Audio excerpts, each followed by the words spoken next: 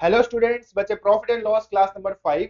आज की क्लास में हम सीखेंगे डिसऑनेस्ट डीलर वाले जो क्वेश्चन हैं, इन क्वेश्चन को करने का आसान तरीका क्या हो सकता है। तो चलिए सीखते हैं बच्चे क्वेश्चन के जरिए। ये रहा question number 1। A trader sells at the same rate at which he purchases his goods. However, he uses a balance which reads 1000 grams for 900 grams. Find his profit percentage. तो आप में से कई स्टूडेंट बच्चे इस क्वेश्चन को देखते ही answer दे सकते हैं, लेकिन फिर भी पहले आप कॉन्सेप्ट समझें, फिर आसान तरीका क्या हो सकता है उसको हम सीखेंगे तीसरे चौथे क्वेश्चन में। तो ध्यान से सुनना बच्चे। पहली लाइन में क्या लिखा हुआ है? A trader sells at the same rate at which he purchases his goods. तो अगर जिस रेट का उसने खरीदा ट्रेडर ने, उसी रेट का अगर वो आपको बेच दे तो नो प्रॉफिट नो लॉस होगा। लेकिन वास्तव में उसको प्रॉफिट हो रहा है। प्रॉफिट कैसे हो रहा है वो हमें अगली लाइन से समझ आ रहा है। अगली लाइन में क्या लिखा हुआ है? However he uses a balance which reads 1000 grams for 900 ग्राम। जिस चीज से वो तोलता है उसके ऊपर रीडिंग कितनी आ रही है? उसके ऊपर रीडिंग आ रही है 1000 ग्राम। और उसकी जेब से क्वांटिटी कितनी ग्राम जा रही है? 900 ग्राम जा रही है। तो जो कस्टमर है जो कस्टमर है वो रीडिंग के पैसे पे करेगा। तो कस्टमर जो है बच्चे 1000 ग्राम के पैसे पे करके जा रहा है, लेकिन शॉपकीपर की जेब से वास्तव में 900 ग्राम जा रहे हैं। तो शॉपकीपर को तो फायदा हो गया। तो कितने परसेंट फायदा हुआ ये आपसे पूछा जा रहा है। तो पहले हम कॉन्सेप्ट समझेंगे, समझ गए? बेसिक समझेंगे पहले इस क्वेश्चन का। इस क्वेश्चन के लिए बेसिक्स क्या है? देखो जी, सीपी रख लिया, एक जगह एसपी रख लेते हैं। Quantity into rate. मैं फिर कह रहा हूं, आप में से कई स्टूडेंट्स हो सकता है इसका आंसर निकाल चुके हों, लेकिन मैं कॉन्सेप्ट समझाना चाहता हूं। ध्यान देना बच्चे। देखो जी, क्या लिखा हुआ है? कस्टमर जो है 1000 ग्राम के पैसे पे करके जा रहा है। अच्छा, अब इस रेट के ऊपर आओ, सेलिंग प्राइस के ऊपर आओ। ध्यान से सुनना बच्चे। सेलिंग प्राइस क्या होता है? सेलिंग प्राइस वो रेट होता है जो कि शॉपकीपर ने कस्टमर से वसूल करना है। तो आप मुझे ये बताओ, शॉपकीपर जो है कस्टमर से 1000 ग्राम के पैसे वसूल करेगा या 900 ग्राम के पैसे वसूल करेगा? तो शॉपकीपर जो है कस्टमर से रीडिंग के पैसे वसूल करेगा। तो रीडिंग कितनी आ रही है? 1000 ग्राम। तो यहां पे आप क्वांटिटी रखेंगे 1000 ग्राम। इतना समझ आया बच्चे? क्लियर है जी? और सीपी वाली क्वांटिटी कौन सी होगी? जो वास्तव में, जो एक्चुअल में शॉपकीपर की जेब से क्वांटिटी जा रही है। तो कितनी क्वांटिटी जा रही है? यहां पर रख देंगे आप 900 ग्राम। क्वांटिटीज किस तरीके से रखनी है, चीज आपको समझ आ गई बच्चे? चलो जी, अब बात करते हैं रेट की। तो रेट के बारे में क्या लिखा हुआ है? फर्स्ट लाइन में ही आपको क्लियर हो गया होगा। लिखा हुआ है a trader sells at the same rate at which he purchases his goods. मतलब बेचने वाला रेट और खरीदने वाला रेट क्या है? सेम है। अगर मैं मानकर चलूं कि 1 ग्राम उसने 1 रुपए में खरीदा है, तो बेच भी किस रेट कर रहा है? 1 ग्राम 1 रुपए का ही बेच रहा है। इतना समझ आ गया बच्चे? जो चीटिंग होगी वो रेट में नहीं होगी, वजन में होगी, वेट में होगी। समझ गए? तो अब देखो जी, सीपी कितना बन गया? सीपी बन गया 900, और जो सेलिंग प्राइस है वो बन गया 1000। गुणा करके खरीदा इतने का, बेचा इतने का, तो फायदा हो गया जी 100 का। किसके ऊपर? 900 के ऊपर, into 100।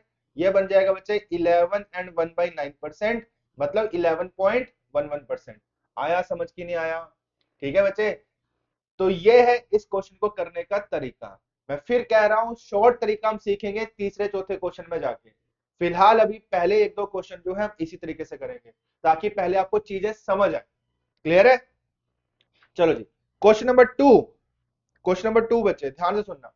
In summers, all metallic meter scales expands by 10%. Find the profit that a cloth trader makes in summers if he uses a metallic meter scale to measure cloth and if he sells at a markup of 10%. बच्चे ध्यान से सुनना। Summers में होता है क्या है? जो ट्रेडर है, जिस स्केल से वो कपड़ा नापता है, वो स्केल जो है एक्सपेंड हो गया 10%। समझ गए?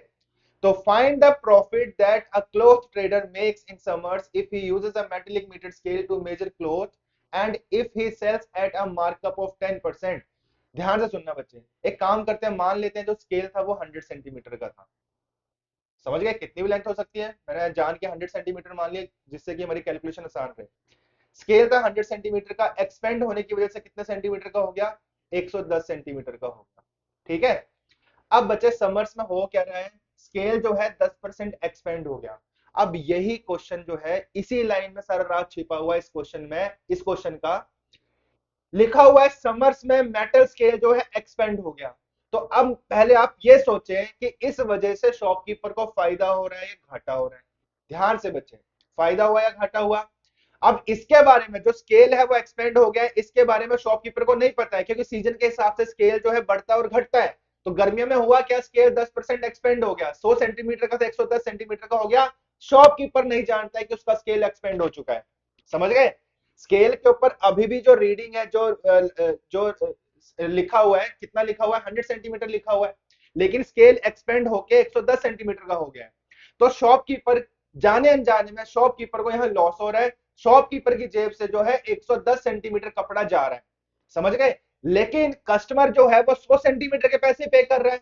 तो यहाँ पे जाने अनजाने में शॉपकीपर को घाटा हो रहा है, जिसके बारे में शॉपकीपर नहीं जानता है, और कस्टमर को फायदा हो रहा है। कस्टमर को भी इसके बारे में पता नहीं है कि उसको फायदा हो रहा है। समझ गए। अच्छा, और उसके बाद क्या लिखा हुआ है, शॉपकीपर जो है बच्चे 10% मार्कअप पे बेचता है, तो उसको फायदा घाटा बताना है।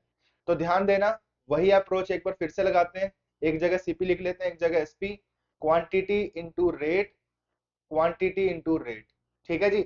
यहां पे हम कौन सी क्वांटिटी रखेंगे सेलिंग प्राइस की जगह, वो क्वांटिटी जिस क्वांटिटी का पैसा जो है कस्टमर पे करके जाएगा। तो कस्टमर इस वाले केस में 100 सेंटीमीटर का पैसा पे करके जा रहा है, तो यहां पे रख देंगे हम 100 सेंटीमीटर।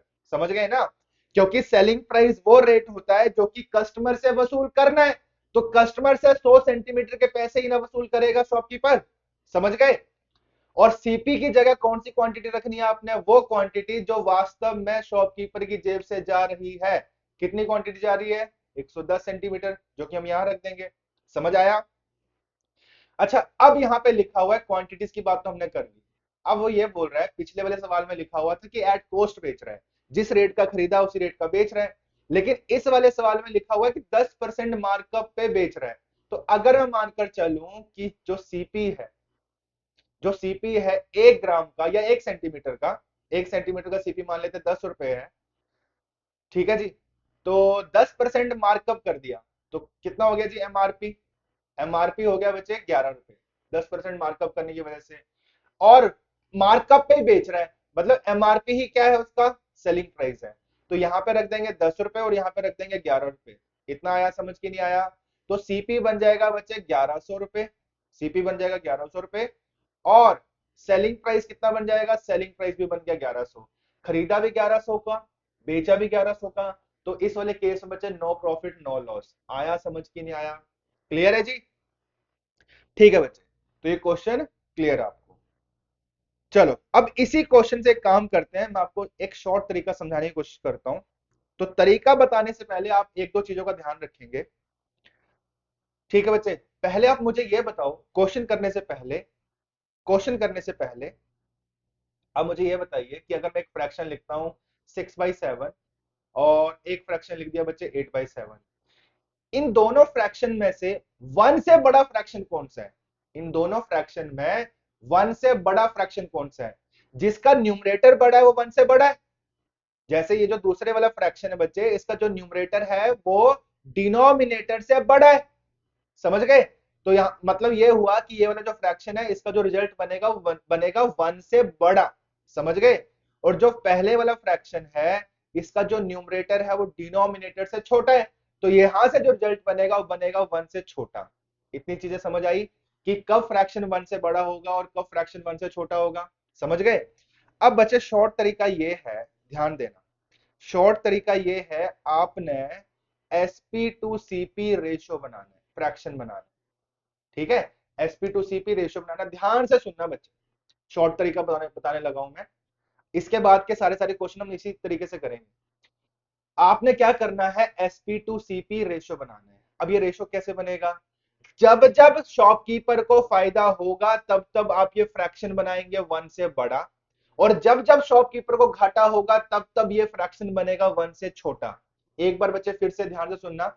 जब जब शॉपकीपर को फायदा होगा तो आप ये फ्रैक्शन बनाएंगे वन से बड़ा, और जब जब शॉपकीपर को घाटा होगा तो आप ये फ्रैक्शन बनाएंगे वन से छोटा। इतना क्लियर कि नहीं क्लियर। ठीक है बच्चे। अच्छा, अब किन चीजों को ध्यान में रखते हुए आपने फ्रैक्शन बनाना है। क्वेश्चन में जितनी भी चीजें दी हुई हैं, जैसे अगर मैं क्वेश्चन नंबर 2 की बात करूं, तो इसमें तो पहली चीज तो लिखी हुई 10% मार्कअप, 10% मार्कअप है और 10% स्केल एक्सपेंड हो गया। तो इस क्वेश्चन में बच्चे दो चीजें दी हुई हैं, इन दोनों चीजों को ध्यान में रखते हुए आपने ये फ्रैक्शन बनाना है। अगर किसी चीज की वजह से शॉपकीपर को फायदा हो रहा है तो फ्रैक्शन हम बना देंगे वन से बड़ा, और जब किसी चीज की वजह से शॉपकीपर को लॉस हो रहा है तो फ्रैक्शन हम बना देंगे वन से छोटा। समझ गए? तो चलो शुरू करते हैं बच्चे। देखो पहली लाइन में लिखा हुआ है कि जो स्केल है वो 10% एक्सपेंड हो गया। मान लो स्केल कितने सेंटीमीटर का था बच्चे? 100 सेंटीमीटर का था। 10% एक्सपेंड हो गया तो स्केल कितने सेंटीमीटर का हो गया? 110 सेंटीमीटर का हो गया। तो अभी मैं पीछे ही समझाकर हटाऊं, यहां पे इस वाले केस में स्केल एक्सपेंड होने की वजह से शॉपकीपर को घाटा हो रहा है। तो क्या कहा था मैंने? जब जब शॉपकीपर को घाटा होगा तो आप जो है ये फ्रैक्शन बनाएंगे वन से छोटा। एसपी टू सीपी जो रेशियो बनेगा बनेगा वन से छोटा। छोटा कब बनेगा? इन्हीं नंबर्स को यूज करके आपने फ्रैक्शन बनाना है। अगर मैं 110 बटा 100 लिख देता हूं यहां पे, अगर 110 बटा 100 लिख देता हूं तो ये फ्रैक्शन बन जाएगा वन से बड़ा। लेकिन बड़ा नहीं बनाना है। क्यों नहीं बनाना है? क्योंकि ये जो पहली लाइन में लिखा हुआ है इसकी वजह से शॉपकीपर को घाटा हो रहा है। तो घाटा हो रहा है तो ये फ्रैक्शन आप बनाओगे वन से छोटा। वन से छोटा तभी ना बनेगा जब आप ऊपर 100 लिखोगे नीचे आप 110 लिखोगे। आया समझ की नहीं आया? तो उम्मीद है बच्चे इतनी चीज तो आपको समझ आ गई होगी। ठीक है जी, अगली लाइन में चलते हैं। अगली लाइन में लिखा हुआ 10% मार्कअप है। 10% मार्कअप है। अच्छा अब शॉर्ट तरीके में आप एक चीज ध्यान रखना, ये वाले जो नंबर्स है आगे वाली कैलकुलेशन में काम नहीं आएंगे। आगे वाले फैक्टर के लिए हम नए सिरे से सोचेंगे। अगर मान लो रेट था 100, 10% मार्कअप कर दिया तो रेट कितना हो गया बच्चे? 110। मार्कअप करने की वजह से शॉपकीपर को फायदा होता है या घाटा होता है? फायदा होता है। फायदा होगा तो अब ये जो फ्रैक्शन बनेगा वो बनेगा वन से बड़ा। वन से बड़ा तभी ना बनेगा जब ऊपर लिखोगे आप 110 और नीचे लिख दोगे 100। आया समझ की नहीं आया? देखते हैं जी फाइनल फ्रैक्शन हमारे पास क्या बन के आया। 110 से 110 कट गया, 100 से 100 कट गया, तो फाइनल फ्रैक्शन हमारे पास बन के आया 1/1। मतलब एसपी टू सीपी रेशियो 1/1 है। खरीदा एक का बेचा एक का, तो नो प्रॉफिट नो लॉस। तो डी ऑप्शन आंसर। आया समझ की नहीं आया? ये शॉर्ट तरीका है बच्चे। चलो जी क्वेश्चन नंबर 3। बच्चे क्वेश्चन नंबर 3 से आपको बिल्कुल पिक्चर क्लियर हो जाएगी कि शॉर्ट तरीके में हमने करना क्या है, शॉर्ट तरीका अप्लाई कैसे करना है। इन सवालों में यही तरीका बेस्ट है जो शॉर्ट तरीका मैंने अभी बताया आपको। तो ध्यान से स्टेटमेंट पढ़ेंगे अब क्वेश्चन नंबर 3 की। A shopkeeper purchases branded wheat from a wholesaler at a discount of 12.5% over MRP। चलो एक काम करते हैं, जैसे क्वेश्चन पढ़ते भी जाते हैं और सॉल्यूशन भी लिखते जाते हैं। चलो एसपी टू सीपी हम रेशियो बनाएंगे, फ्रैक्शन बनाएंगे, एक एक हर चीज को ध्यान में रखते हुए। तो पहली लाइन में लिखा हुआ है कि शॉपकीपर जो है होलसेलर के पास गया, खरीदने गया। शॉपकीपर पहले खुद खरीदने गया और 12.5% डिस्काउंट में लेकर आया किसी चीज को। समझ गए बच्चे? तो शॉपकीपर खरीदने गया, डिस्काउंट में खरीद के लेकर आया, तो शॉपकीपर को फायदा या घाटा? इसकी वजह से फायदा हो गया क्योंकि डिस्काउंट में उसने खरीदारी की है। तो अगर मानकर चलो कि शॉपकीपर जो चीज लेने गया था उसकी कीमत 100 है, 12.5% डिस्काउंट में लेकर आया तो कितने का लेकर आया? 87.5 का लेकर आया। इस वजह से शॉपकीपर को फायदा या घाटा? फायदा। तो फ्रैक्शन बनेगा वन से बड़ा। वन से बड़ा तभी ना बनेगा जब ऊपर आप लिखोगे 100 और नीचे आप लिखोगे 87.5। आया समझ की नहीं आया? ठीक है जी, मल्टीप्लाई का साइन लगा दिया। अब अगले फैक्टर के ऊपर चलते हैं, अगली लाइन के ऊपर चलते हैं। क्या लिखा हुआ है आगे? आगे in his storage rats eat away 10% of wheat. अब बच्चे नए सिरे से सोचना है, इनको काट दो, इनको भूल जाना है। मान लेते हैं उसके स्टोरेज में पड़ा हुआ है 100 किलोग्राम, 10% जो है रैट्स खा गए तो कितने किलोग्राम रह गए? 90 किलोग्राम रह गए। इस वजह से शॉपकीपर को फायदा या घाटा? घाटा। घाटा है तो फ्रैक्शन बनेगा वन से छोटा, ऊपर लिखोगे 90 नीचे लिखोगे 100, फिर मल्टीप्लाई का साइन लगाया। अब तीसरी चीज के ऊपर चलो। इसके बाद क्या लिखा हुआ है अगली लाइन में? He mixes impurities to the extent of 10%। नए सिरे से सोचना है बच्चे, नए सिरे से सोचेंगे। मान लो उसके स्टोरेज में 100 किलोग्राम, 10% उसने इंप्योरिटीज मिक्स कर दी, तो उसके स्टोरेज में अब कितने किलोग्राम हो गए? 110 किलोग्राम हो गए। इंप्योरिटीज मिक्स करने की वजह से शॉपकीपर को फायदा या घाटा? फायदा। तो फ्रैक्शन बनेगा वन से बड़ा, मतलब 110/100। कितना समझ आया? फिर मल्टीप्लाई का साइन लगाया। इसके बाद वाली चीज में क्या, लाइन में क्या लिखा हुआ है? Further while selling he sells at a discount of 6.66%। इसका फ्रैक्शन होता है जी 1/15। 1/15 हम रीड कैसे करेंगे? कीमत यदि 15 थी तो कीमत यदि 15 थी तो 15 के ऊपर एक की छूट दी जा रही है, एक का डिस्काउंट दिया जा रहा है, तो बेचा कितने का जा रहा है, 14 का बेचा जा रहा है। तो डिस्काउंट देने की वजह से शॉपकीपर को घाटा, घाटा है तो ये फ्रैक्शन बन जाएगा 1 से छोटा, मतलब 14/15 लिखेंगे। ये भी समझ आ गया। अब बढ़ते हैं लास्ट लाइन पे, क्या लिखा हुआ है, and his balance reads 1000 grams for 1100 grams. Reading कितनी आ रही है, रीडिंग आ रही है 1000 ग्राम, किसकी जगह पर, 1100 ग्राम की जगह पर। ये लाइन पे जोर देना है, ध्यान देना है। कस्टमर रीडिंग के पैसे देकर जाएगा, कस्टमर हमेशा रीडिंग के पैसे पे करके जाएगा। तो कस्टमर पैसे पे करके जा रहा है 1000 ग्राम के, लेकिन शॉपकीपर की जेब से जा रहे हैं 1100 ग्राम। तो क्या हो गया यहाँ पे, लॉस हो गया। लॉस हो गया मतलब ऊपर आप रखोगे 1000 और नीचे आप रखोगे 1100।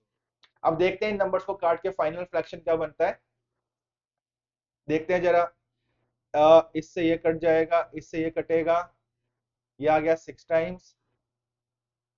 ठीक है बच्चे, 8 टाइम्स, 7 टाइम्स, 7 2 जा 14, 48, 96, 96/100। तो एसपी टू सीपी रेशो बन गया 96/100, मतलब 100 में खरीदा, 96 का बेचा, तो 4% लॉस। तो इस वाले क्वेश्चन में लॉस है जो कि कितना परसेंट है, 4%। तो सी ऑप्शन आंसर आया समझ। तो ये है शॉर्ट तरीका। अब इस क्वेश्चन को अगर किसी और तरीके से आप सॉल्व करने की कोशिश करते तो फंसते, हो सकता है आप गलत भी निकाल सकते थे आंसर। ठीक है, तो यही तरीका बेस्ट है इन सवालों के लिए। चलो जी नेक्स्ट क्वेश्चन बचे, क्वेश्चन नंबर 4। अब सारे सारे क्वेश्चन शॉर्ट तरीके से करेंगे। एसपी टू सीपी आप रेशियो लिख लेंगे। क्या लिखा हुआ है, a dishonest shopkeeper sells milk at 20% gain. 20% gain पे बेचने की बात हो रही है। मान लो कीमत 100 थी, 20% मार्कअप समझ लो या 20% गेन समझ लो, तो 120। इसकी वजह से फायदा, फायदा तो 120/100। ठीक है जी, मल्टीप्लाई का साइन लगाया। आगे लिखा हुआ है also he add water in the ratio 4:1, मतलब 4 लीटर मिल्क है, 1 लीटर पानी मिक्स कर रहा है, तो पैसा वसूल कर रहा है 5 लीटर का। समझ गए, इस वजह से फायदा या घाटा, ये तो आप समझ ही सकते हैं बच्चे, पानी मिक्स करने की वजह से उसको फायदा हो रहा है। तो यहाँ पे जो फ्रैक्शन बनेगा 1 से बड़ा, मतलब 5/4 लिख दोगे। ये बन गया 6/5, 5 से 5 कट गया, 2 2 जा 4, 2 3 जा 6। तो फाइनल फ्रैक्शन बन गया 3/2।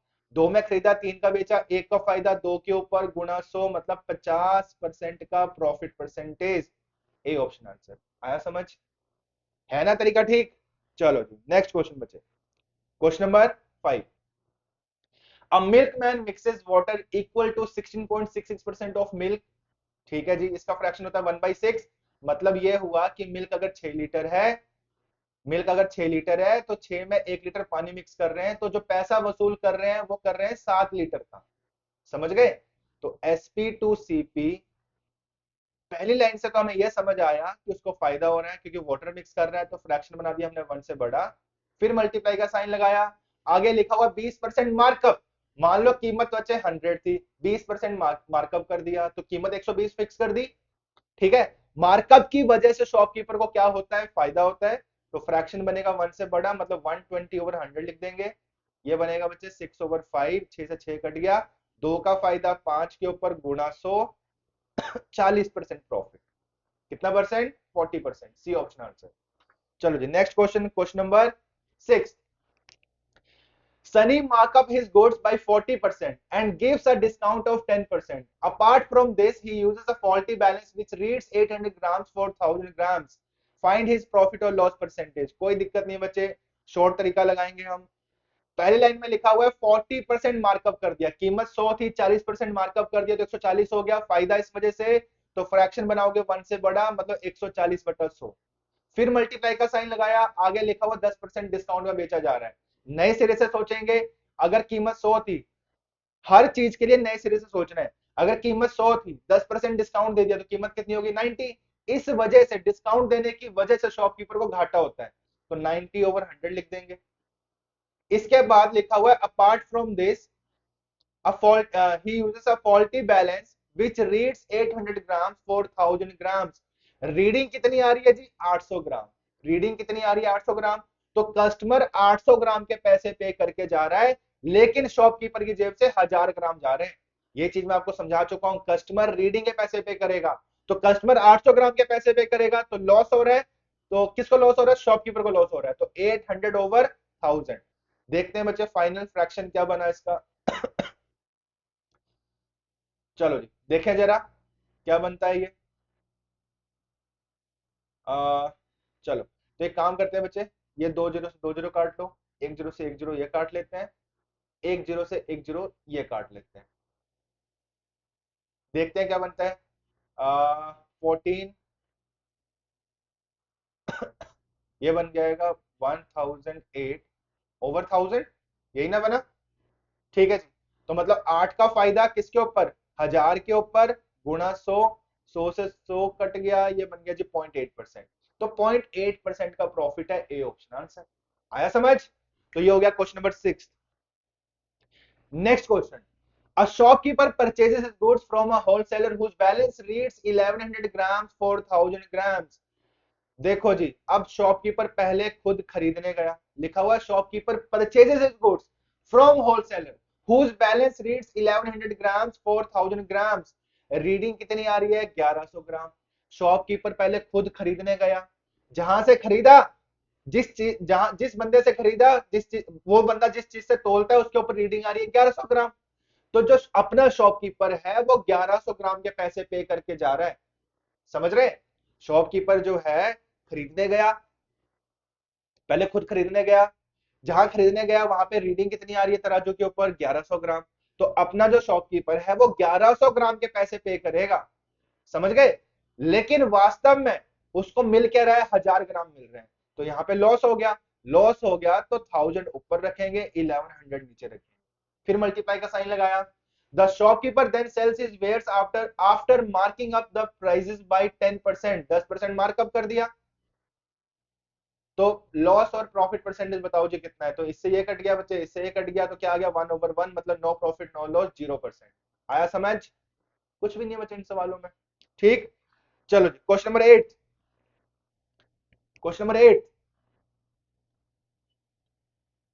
A trader uses a faulty 1 kg weight such that even after selling his goods at a discounted price of 10% of his rate of purchase, he manages to make a profit of 10%. Find the actual weight that the faulty 1 kg weight measures। बच्चे मैं relation बना देता हूं।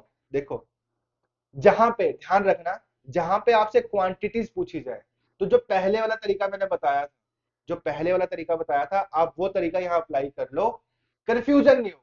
लगाने को हम दूसरा short तरीका भी लगा सकते हैं, लेकिन मैं चाहता हूं आप लोग कंफ्यूज ना होए।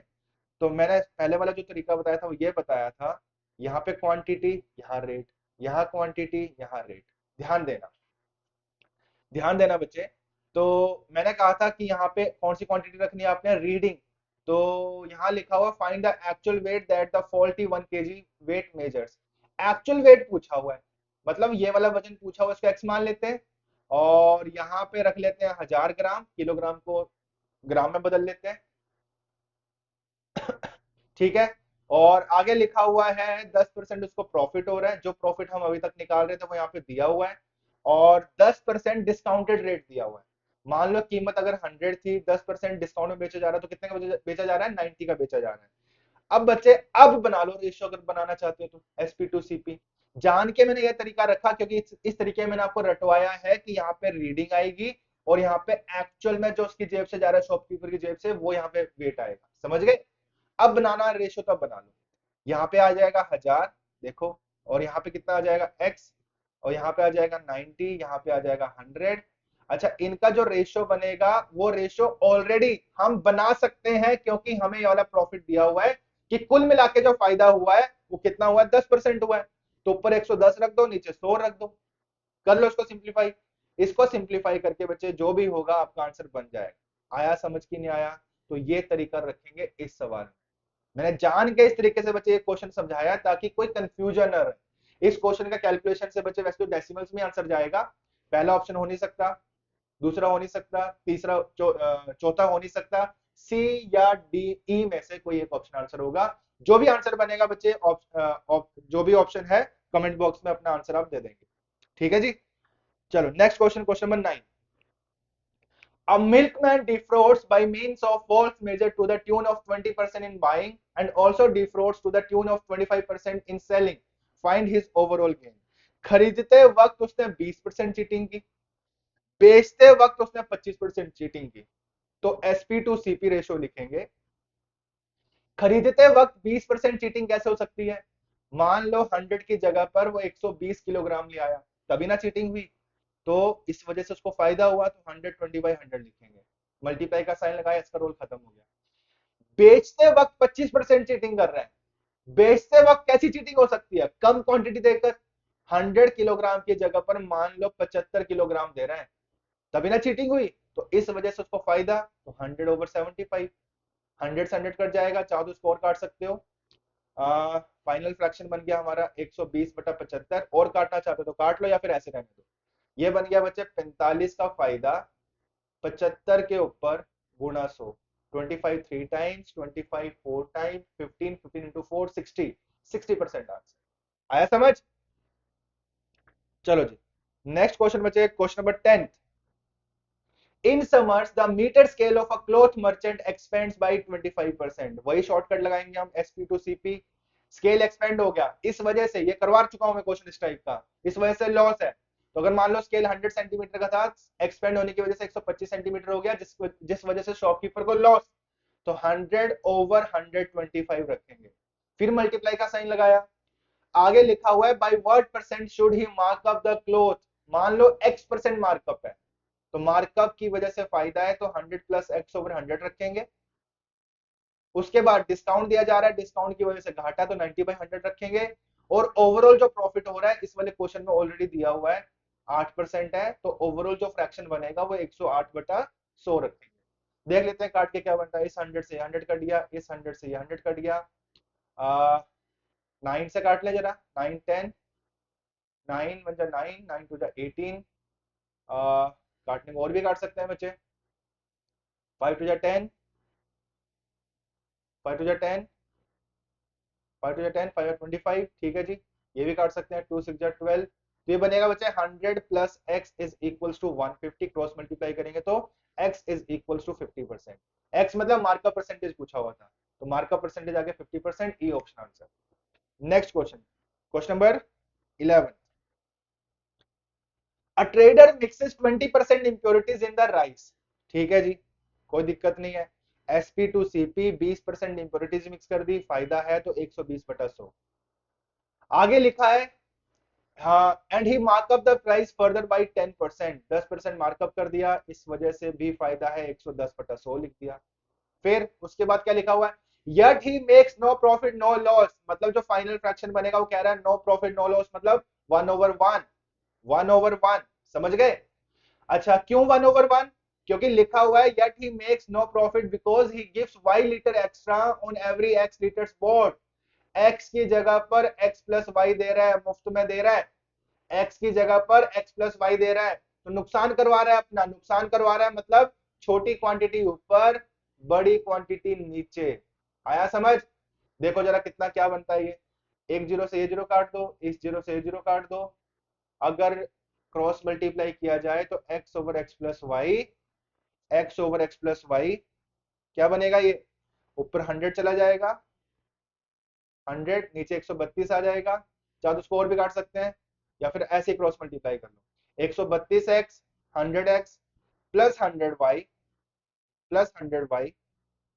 ठीक है बच्चे, ये बन जाएगा 32x is equal to 100y, x/y is equal to 100/32। काट लो अब, ये बनेगा बच्चे 50/16 या फिर 25/8। एक्स रेशियो वाई आ गया 25/8, लेकिन पूछा क्या हुआ है, वाई एंड एक्स पूछा हुआ, मतलब 8:25 आंसर दोगे, सी ऑप्शन आंसर। ठीक, question number 12। Question number 12, a dishonest trader markup his goods by 80%। ठीक है बच्चे, मार्कअप की वजह से फायदा होता है, इतना आपको आइडिया लग गया होगा। 180/100, डिस्काउंट दे रहा है 25%, इसकी वजह से नुकसान करवा लिया, 75/100। Besides he get 20% more amount from wholesaler. 100 की जगह 120 खरीद लिया उसने, फायदा करके आया शॉपकीपर, फायदा तो 120/100। और बेचते वक्त 10% चीटिंग कर रहा है, 10% कम दे रहा है कस्टमर को, तो 100 की जगह कितना दे रहा है, 90 दे रहा है, तभी भी फायदा करवा रहा है, 100/90। अब देखते हैं काट के क्या बना ये, इस 100 से ये 100 कट गया, 92 टाइम्स चला गया ये, और 25 3 टाइम्स 4 टाइम्स, ये आ गया जी 30।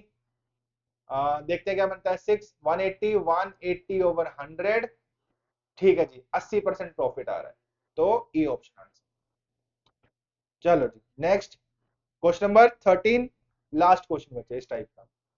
SP2CP क्या बोला जा रहा है, a cloth merchant uses 120 centimetre scale while buying instead of a metre scale. Metre scale की जगह पर, मतलब 100 सेंटीमीटर की जगह पर 120 सेंटीमीटर का स्केल यूज कर रहा है। खरीदते वक्त चीटिंग कर रहा है, फायदा करवा रहा है 120/100, और बेचते वक्त 80 सेंटीमीटर का स्केल यूज कर रहा है, अभी भी फायदा करवा रहा है। 100 सेंटीमीटर की जगह पर 80 सेंटीमीटर का स्केल यूज कर रहा है, बेचते वक्त फायदा करवा रहा है, मतलब 100/80, और डिस्काउंट में बेच रहा है। मान लो कीमत 100 थी, 20% डिस्काउंट में बेच रहा है, मतलब 80 का बेच रहा है। डिस्काउंट में बेचने का उसको नुकसान 80/100, इस 100 से कट गया 80, से 80 कट गया, 20% प्रॉफिट हो। C option answer. आया समझ कि नहीं आया? तो लग गया पता बच्चे, इस टाइप के जो सवाल है वो किस तरीके से करने हैं। जो तरीका मैंने बताया है यही तरीका बेस्ट है इन सवालों के लिए, ठीक है, इससे आंसर जल्दी आ जाता है। चलो जी, तो बच्चे आज के लिए इस क्लास के लिए इतना ही, अगली क्लास में मिलेंगे नए क्वेश्चंस के साथ। तब तक के लिए बच्चे धन्यवाद।